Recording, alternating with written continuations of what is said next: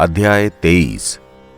मदालसा बोली, महाराज, आपकी आज्ञा का पालन करना मेरा कर्तव्य है, इसलिए आप जैसा कहेंगे उसके अनुसार मैं अपने चौथे पुत्र का नाम स्वयं ही रख लेती हूं। यह धर्मज्ञ बालक इस संसार में अलर्क नाम से विख्यात होगा। आपका यह कनिष्ठ पुत्र बहुत ही बुद्धिमान होगा। माता के द्वारा रखे हुए अलर्क से इस अजीबोगरीब नाम को सुनकर राजा ठठाकर हंस पड़े और इस तरह बोले, शुभे, तुमने मेरे बेटे का यह जो नाम अलर्क रखा है उसका क्या कारण है? ऐसा नाम क्यों रखा? इसका मतलब क्या है?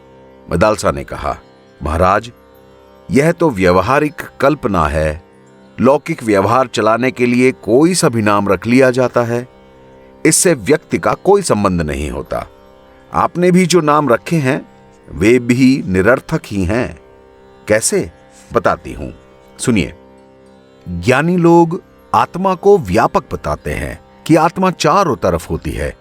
आपने पहले बेटे का नाम विक्रांत रखा। अब इसके मतलब के बारे में जरा सोचिए। क्रांति का मतलब होता है गति। एक स्थान से दूसरे स्थान में जाने को गति कहते हैं। जब इस देह का ईश्वर आत्मा सर्वत्र है, सब जगह है, तो वो दूसरी जगह तो जाएगा ही नहीं ना। इसलिए इसका नाम विक्रांत रखना मुझे समझ में नहीं आया।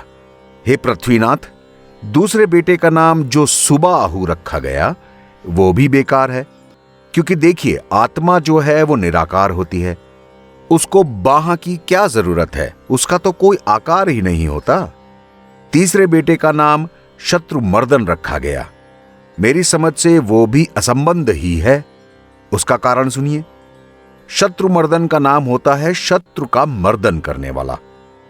जब सारे शरीरों में आत्मा एक ही है, ब्रह्म ही है, तो उसका कौन शत्रु और कौन मित्र?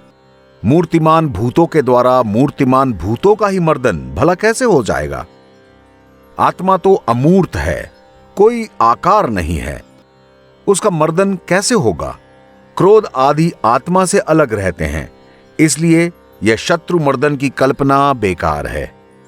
यदि व्यवहार का भली भांति निर्वाह करने के लिए ऐसे असंगत नामों की कल्पना हो सकती है, तो अलर्क नाम भला कैसे निरर्थक है?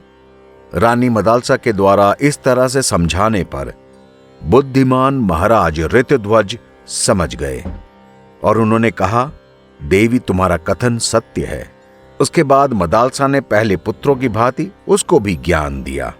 तब राजा ने उसे रोका और कहा, अरे, यह क्या करती हो? पहले पुत्रों को भी इसी तरीके का ज्ञान दिया तुमने, तो वो मेरी वंश परंपरा को आगे चलाने में इच्छुक नहीं रहे।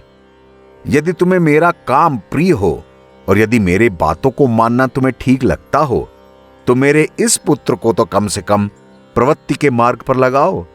देवी, ऐसा करने से कर्म मार्ग का कोई उच्छेद नहीं होगा और पितरों के पिंड दान का लोप भी नहीं होगा।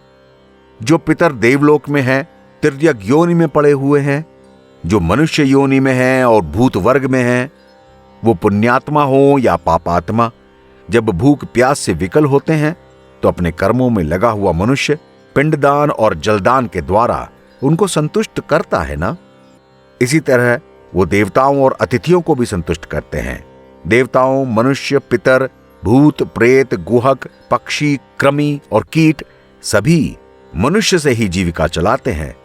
सुंदरी, तुम मेरे इस बेटे को ऐसा उपदेश दो जिससे यही लोक और परलोक में उत्तम फल देने वाले क्षत्रिय योजित कर्तव्य का उसे ठीक ठीक ज्ञान हो जाए। पति के ऐसा कहने पर मदालसा ने अपने बेटे अलर्क को कहा, बेटा, तू धन्य है जो शत्रु रहित होकर अकेला ही चिरकाल तक इस पृथ्वी का पालन करेगा। पृथ्वी के पालन से तुझे सुख मिलेगा और धर्म के फलस्वरूप तुझे अमरत्व मिलेगा। पर्वों के दिन ब्राह्मणों को भोजन कराना, बंधु बांधवों की इच्छा पूरी करना, अपने हृदय में दूसरों की भलाई का ध्यान रखना और सभी का भला करना, मन ही मन सदा श्री विष्णु भगवान का चिंतन करना, उनके ध्यान से अंतःकरण के काम, क्रोध सभी 6 शत्रुओं को जीतना, ज्ञान के द्वारा माया का निवारण करना और जगत की अनित्या का विचार करते रहना, धन की आय के लिए राजाओं पर विजय प्राप्त करना, यश के लिए धन का सदुपयोग करना, पराई निंदा सुनने से डरना और विपत्ति के समुद्र में पड़े हुए लोगों का उद्धार जरूर करना।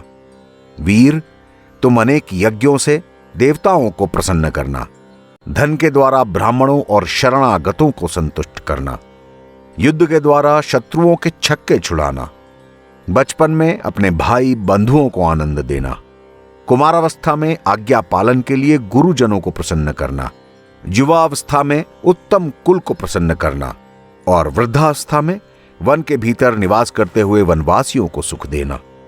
हे तात, राज्य करते हुए अपने सुहृदों को प्रसन्न रखना, साधु पुरुषों की रक्षा करते हुए यज्ञों द्वारा भगवान का यजन करना, संग्राम में दुष्ट शत्रुओं का संहार करते हुए गौ और ब्राह्मणों की रक्षा के लिए जरूरत पड़े तो अपने प्राण तक न्यौछावर कर देना।